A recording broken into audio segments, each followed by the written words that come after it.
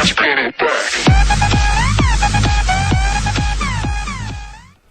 is up, guys? It is Tervo here, and welcome to episode 7 of the FIFA 14 Karima. Today we have the first cup match in the first round of the Capital One Cup, and we start off September in this episode. So it's going to be a good episode. We have a QPR game at home at St James Park, and it's a chance for me to see some of my weaker players. I want to see how they develop and give them a chance to express themselves on the football pitch. An interesting tie there. Oxford United have Liverpool, and other than that, there's no real potential upsets, and no real, decent fixtures, I'd like to say. I mean, it's only the first round. This guy, Bakuna, he scored an amazing free kick against Manchester City, and I was watching that game, and that is the reason why I have decided to scout him right away. Speaking of scouting, I'm going to hire a new scout.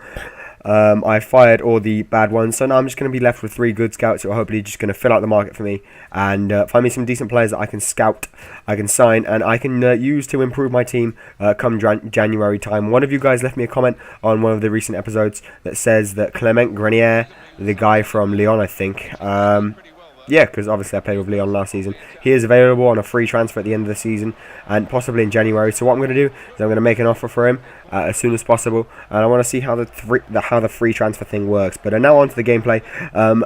You might have had a chance to see the lineup, but as it is, I'm basically playing my weaker team. The only difference is that Remy is still up front because of his good performance against Everton.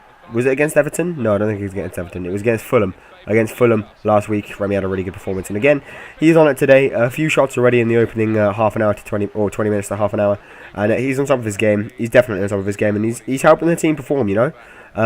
Here's Sissoko. He's going to whip in the corner, and Loic Remy is going to try and get his head to it. Couldn't quite manage. Ryan Taylor knocks it down to Williamson, his centre-back partner, who goes for a finesse shot that actually deflects out for another corner. Sissoko, again on the ball, whipping it into Gabriel Obertan, who gets a chance to show me what he can do at the right-wing position, because I think he is a very, very good player, but unfortunately, just as I'm saying good things about him, he gets injured. So Obertan has to go off. There you have another chance to see the team. Birmingham, I'm sorry, I don't know how to say his name, but I'm going to call him Birmingham because it's a name I can pronounce. Birmingham in the middle, even though I know that's not his actual name. Birmingham's giving me a chance to see how he sort of adapts to that midfield role. So maybe if one of my starting players gets injured, or if they're not really in a good run of form, I can use him to substitute.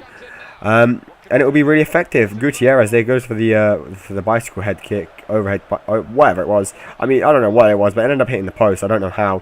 And well, Shola and Sammy are both playing this game. I give them a chance to show me what they can do really. And I can't remember which one plays left wing and which one plays striker, but both of them are playing. Still a little bit ill, guys, so I apologise for all the coughing. I'm trying to get over it, but obviously it's not my fault. Gutierrez here on the ball. We actually win a free kick, and he's going to whip it into Remy, who doesn't actually win the header, which is something I haven't said in ages. Andy Johnson tries getting the ball away, but Sissoko manages to keep it. And I'm overall at this point, I'm happy with my team for the first half. We've been very strong and dominant, and just as I say that, Mr. Sissoko cuts in and has a good effort at goal, which the keeper does well to save. So we now have a corner pretty much right at the depth of half time.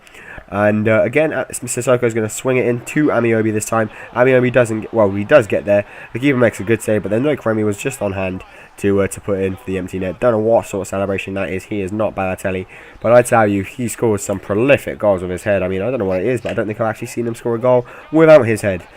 Anyway, QPR finally have the first chance of the game. I'm actually playing Rob Elliott in goal as well.